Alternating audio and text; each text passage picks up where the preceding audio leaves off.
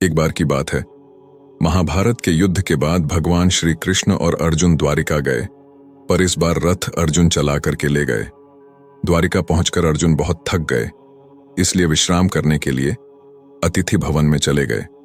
शाम के समय रुक्मणी जी ने कृष्ण को भोजन परोसा, तो कृष्ण बोले, घर में अतिथि आए हुए हैं, हम उनके बिना भोजन कैसे कर लें। रुक्मणी जी ने कहा, भगवान आप आरंभ करिए, मैं अर्जुन को बुलाकर लाती हूं।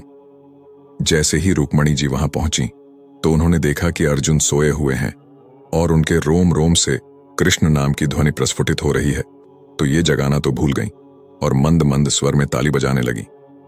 इधर नारद जी ने कृष्ण से कहा, भगवान भोग ठंडा हो रहा है।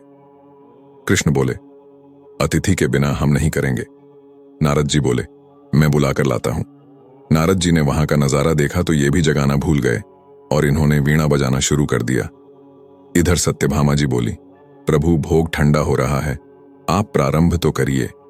भगवान बोले, हम अतिथि के बिना नहीं कर सकते। सत्यभामा जी बोली, मैं बुलाकर लाती हूं। ये वहां पहुंची तो इन्होंने देखा कि अर्जुन सोए हुए हैं और उनका रोम रोम कृष्ण नाम का कीर्तन कर रहा है और रुक्मणी जी ताली बजा रही हैं।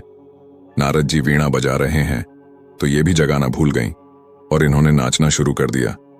इधर भगवान बोले, सब बोल के जाते हैं भोग ठंडा हो रहा है, पर हमारी चिंता किसी को नहीं है। चलकर देखता हूं वहां ऐसा क्या हो रहा है जो सब हमको ही भूल गए। प्रभु ने वहां जाकर के देखा तो वहां तो स्वर लहरी चल रही है, अर्जुन सोते सोते कीर्तन कर रहे हैं, रुक्मणी जी ताली बजा रही हैं, नारद जी वीणा बजा रहे हैं और सत्यभामा जी नृत्य कर रही हैं। ये देखकर भगवान के नेत्र सजल हो गए और प्रभु ने अर्जुन के चरण दबाना शुरू कर दिया। जैसे ही प्रभु के नेत्रों से प्रेमाश्रुओं की बूंदें अर्जुन के चरणों पर पड़ी तो अर्जुन छटपटा के उठे और बोले, प्रभु ये क्या हो रहा है। भगवान बोले, अर्जुन तुमने मुझे रोम रोम में बसा रखा है, इसीलिए तो तुम मुझे सबसे अधिक प्रिय हो। और गोविंद ने अर्जुन को गले से लगा लिया।